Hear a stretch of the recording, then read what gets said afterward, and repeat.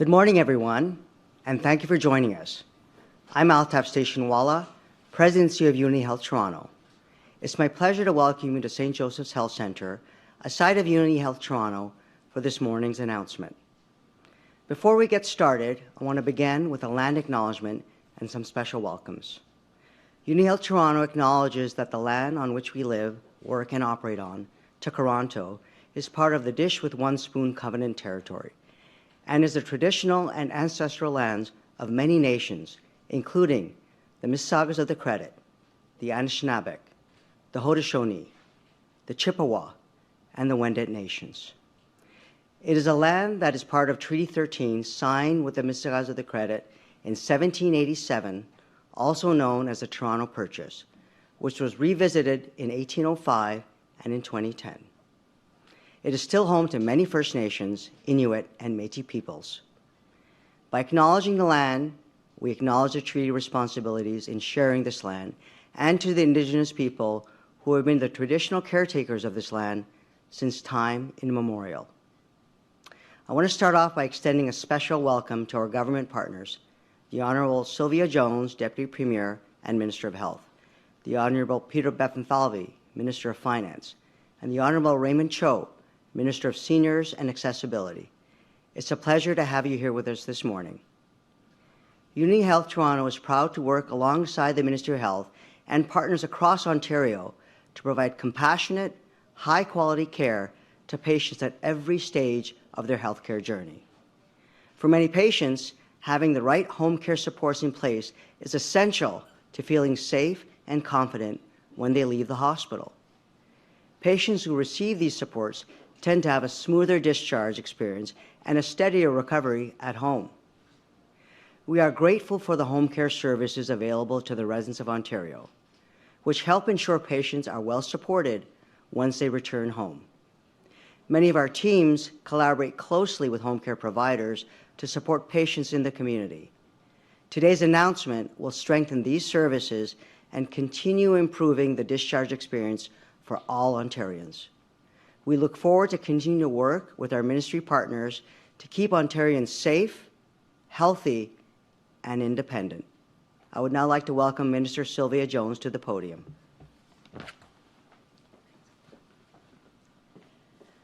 Thank you, Altaf, and good morning, everyone. It's great to be back at St. Joe's Health Centre alongside Minister Bethlenfalvy and Minister Cho, who have both been incredible partners to building a more connected and convenient healthcare system in their communities and indeed across Ontario.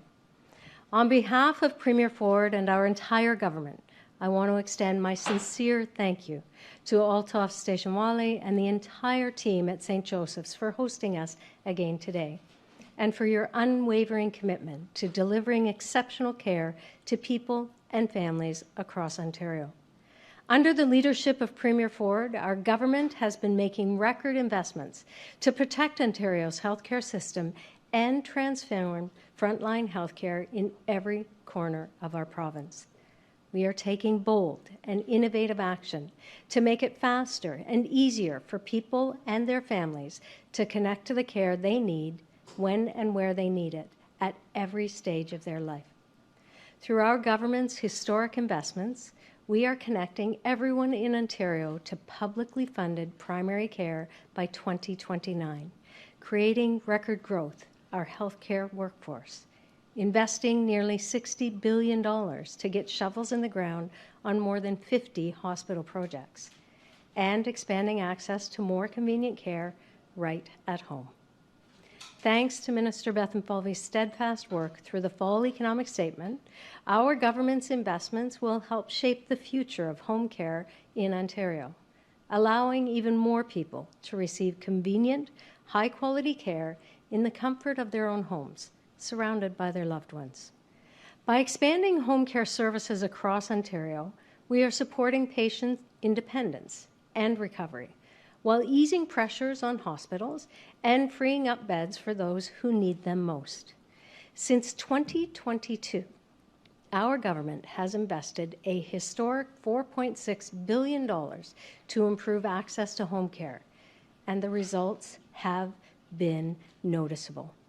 Through our investments, more than 650,000 patients are now receiving care at home each year. And we have reduced the wait list for personal support services by 94% in just 3 years. And innovative initiatives like Hospital to Home are helping more patients safely and seamlessly transition from the hospital to their home sooner, reducing readmissions and improving quality of life. We are truly getting it done for patients and their families. Thank you again to St. Joseph's Health Centre and all our healthcare and community partners who work tirelessly to support high-quality home care and help people and their families in Ontario heal, live, and thrive independently in their homes. It's now my pleasure to invite Minister Bethlenfalvy to share more about today's exciting announcement. Thank you. Stay well. Well, thank you, Minister Jones. Thank you, Station Walla, and all the team here at St. Joseph's. Thank you for your tireless work. Bonjour tout le monde. I want to say, you know, when I talk to people, who doesn't want to age at home? Just about everyone that I know wants to get out of the hospital and wants to get home. And those that can be taken care of at home is a big win for patients. And so I want to thank you again for the great work you do here at the hospital and all the staff and people that make this possible and make today possible. I particularly want to thank and welcome Minister Sylvia Jones, who's been a tireless champion for healthcare in the province of Ontario, and Minister Raymond Cho, my best friend forever, my BFF, who's also been tireless helping seniors and accessibility and all the issues that go along with aging in this province. Thank you for being such a great champion as well and being a partner in our government's work to protect Ontario. As a part of our plan to protect Ontario, our government is continuing to focus on careful fiscal management that allows us to make smart investments that strengthen our economy and vital public services that people depend on every day. Ontario's home and community care is a foundational part of our healthcare system.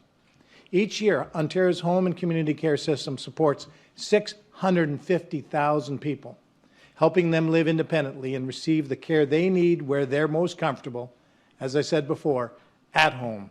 That's why today our government is investing more than $1.1 billion over the next 3 years to strengthen our home care services. And as part of that investment, we are investing $982 million over 3 years to maintain and strengthen critical home care services, supporting patients with more complex needs, while also stabilizing and expanding Ontario's home care workforce. Nurses, personal support workers, and other professionals who deliver care in every corner of the province.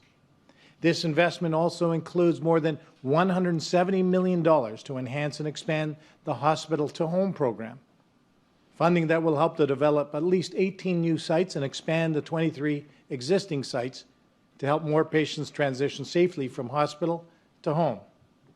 These investments are about more than healthcare. They're about ensuring that Ontario remains resilient and self-reliant. By expanding care closer to home, we're improving efficiency across the system, supporting local jobs and service providers, while helping communities grow stronger and more sustainable. Il veille à ce que l'Ontario demeure fort, résilient et autosuffisant.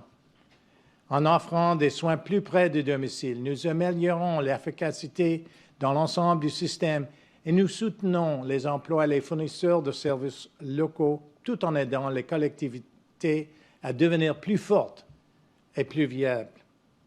These are strategic investments that strengthen care and stimulate economies, meaning more jobs, new contracts for local service organizations, and greater stability for communities that rely on these essential services. This is what it means to protect Ontario, building a stronger, more resilient province that focuses on smart investments, supports its people, and keeps its economy going forward. Through our plan to protect Ontario, we are taking a balanced, fiscally responsible approach, one that protects what matters most today while building the foundation for long-term prosperity tomorrow. As we invest in care closer to home, helping patients recover safely, supporting families in easing pressures. Our hospitals, we are also investing in Ontario's future. Investing in the people, the communities, and the industries that keep this province growing. Dans le cadre de notre plan pour protéger l'Ontario, nous adoptons une approche équilibrée et financièrement responsable. Une approche qui protège ce qui compte le plus aujourd'hui, tout en jetant les bases d'une prospérité à long terme pour demain. Tandis que nous investissons dans des soins de proximité, que nous aidons les patients à se rétablir en toute sécurité, que nous soutenons les familles et réduisons les pressions sur les hôpitaux, nous investissons également dans l'avenir de l'Ontario. Nous investissons dans la population, les collectivités et les industries qui assurent la croissance de cette province. Now, I know Ontario's best days are ahead.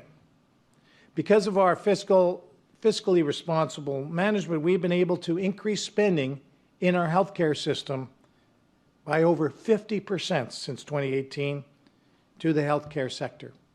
50%, from $60 billion to over $90 billion. And together, we will make this province the greatest destination to invest, grow, and succeed anywhere in the G7. I look forward to updating everyone as part of the 2025 Fall Economic Statement on November 6th. So thank you, and now it's my pleasure to welcome and introduce the Minister of Seniors and Accessibility, the great Mr. Raymond Cho.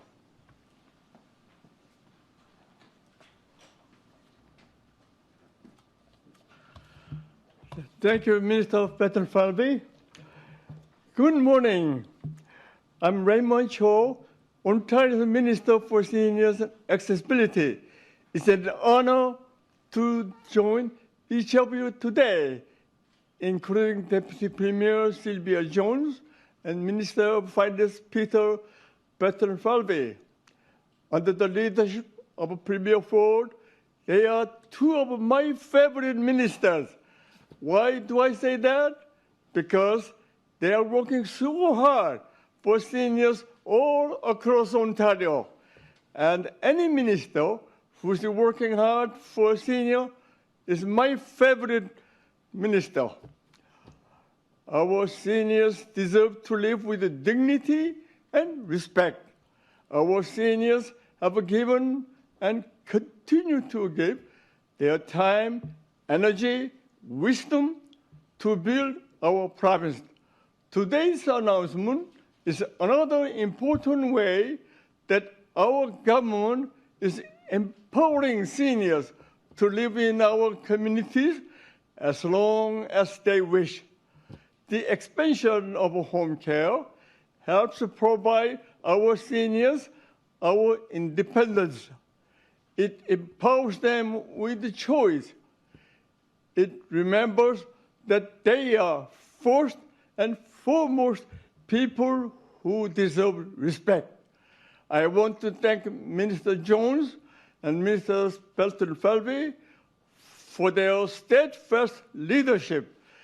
This is one more reason why Ontario is the best province and the best country in the world, Canada.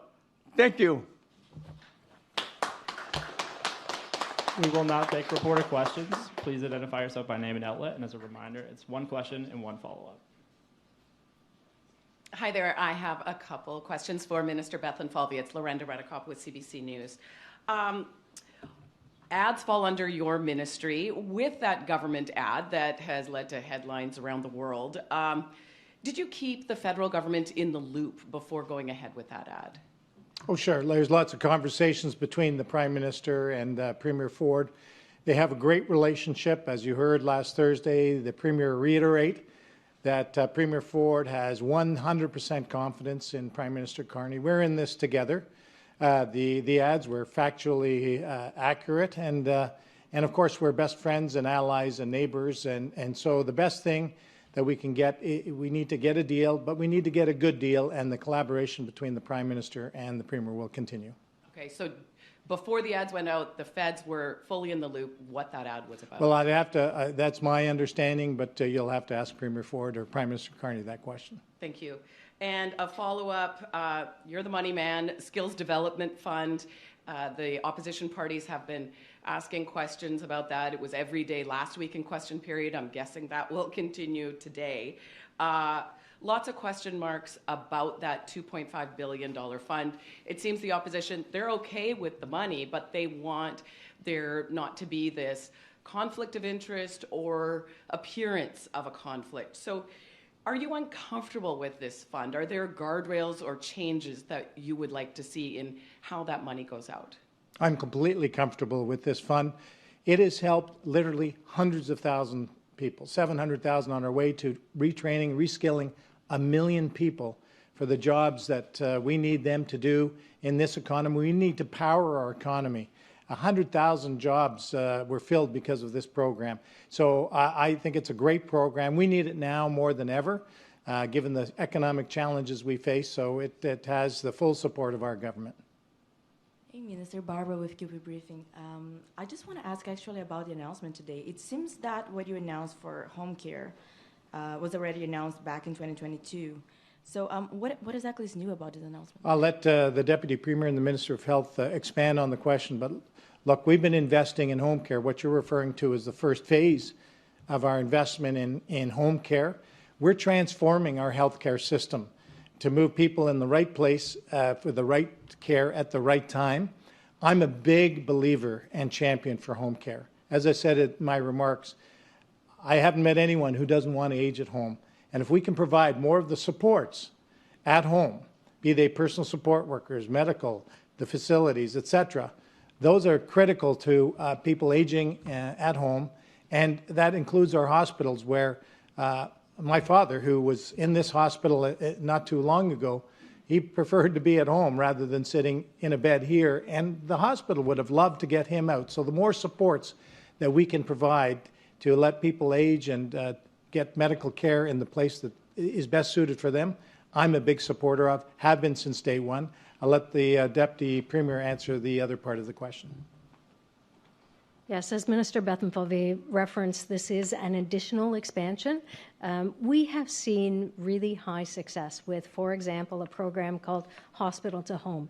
And not only does it ensure that that patient gets seamless assistance as they move from hospital to their home environment, community environment, we've also seen data that shows they are not coming back through the emergency department because the hospital staff, the clinicians, the experts are still involved with that patient. So if there is any change in their treatment and their pathway, they can actually deal with it in the home at the home care level, as opposed to having that patient re-enter through the emergency department. I'm really excited about the expansions because I've seen how much of a difference they make in the communities that are using them. Thank you. Another question for Minister Bethlenfalvy. Minister, the last time I asked you about waiving the HST and whether you were considering this, you told me that you would run a forecast on how much in tax revenue would be lost each year from falling housing starts versus, how much in savings waiving the HST would actually generate. So have you done that, and is this something you're still considering? Well, you know what, we've mentioned that if the federal government follows through on providing HST relief for first-time home buyers of new builds, we'll follow suit. And we continue to call on the federal government to cut taxes, to provide relief for individuals and businesses. In the budget that I tabled in May, there's some $13 billion of tax relief and fee relief for individuals and another $12 billion, almost $12 billion for businesses. So we're calling on the federal government to follow our lead, where possible, cut taxes for individuals and businesses, put money in their pockets. That will help drive the economy, and so we haven't wavered from that. And of course, we'll continue to call on the federal government to support the nation-building projects and as well focus on getting a good trade deal for Canada. This will be the last reporter question. Good morning. Jamie with City TV. I'm going back to the commercial that gained so much attention over the weekend. How much did it cost to produce?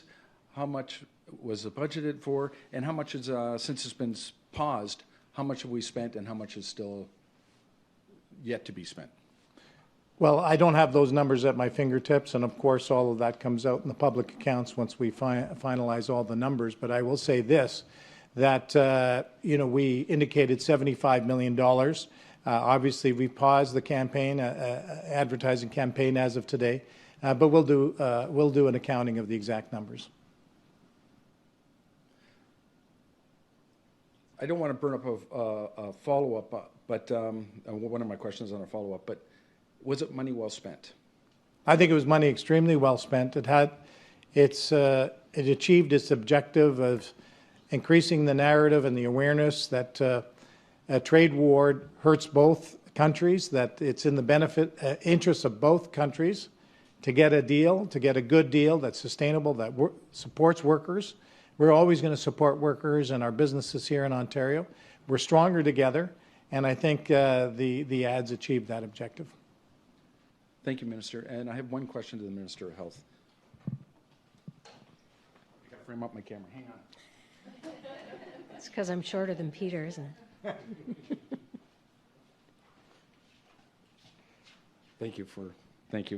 The Parkdale Safe Injection Site Community Center is about to close. There's a lot of outcry. They've seen an increase in usage as a result of other safe injection sites being closed. What do you have to tell those people that no longer have a safe injection site to go to? And I understand their heart's opening up in the neighborhood, but that's not the same thing. Well, you're absolutely right. It's not the same thing. We want to offer people pathways to treatment, pathways out of addictions. And so the money that was being spent at a consumption site, essentially ensuring that people continue to use deadly drugs, is actually being transferred to a heart hub that's going to give people hope and a pathway out. The heart hub model, as we've seen them open in various communities across Ontario, we're literally seeing people served that are getting health care for the first time ever, that are getting supportive housing for the first time ever, that are getting access to treatment for their addictions and their mental health issues. It is a all-encompassing pathway that ensures people can get help where they are at and what they need immediately. And the money that was being spent at the Parkdale consumption site is now going to be moved to a heart hub. Very happy that we've actually gone to a treatment model, not just illicit drug use. Thank you. That now concludes this press conference. Thank you, everyone, for coming.